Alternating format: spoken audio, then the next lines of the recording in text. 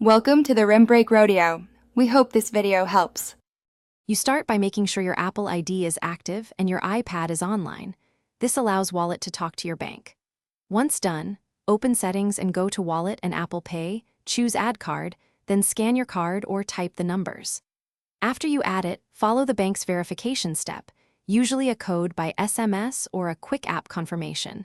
Then pick a default card so payments go through instantly when you use Apple Pay in apps and on the web. Next, configure how you'll approve payments. Enable Touch ID for purchases and confirm your billing and shipping details in Wallet and Apple Pay so checkouts are one step.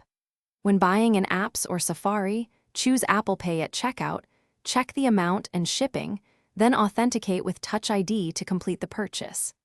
Make sure you understand Apple Pay on iPad is for in-app and online purchases. It doesn't act as a tap-to-pay terminal for in-store NFC checkout like an iPhone. To finish, perform a small test checkout so you see the whole flow and receive a digital receipt. This confirms your card and Touch ID are working. If you later need to change cards or addresses, go back to Wallet and Apple Pay to edit or remove entries.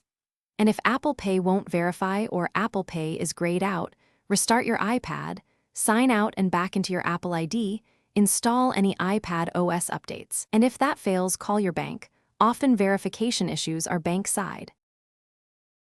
Thanks for watching. Consider subscribing if we helped you.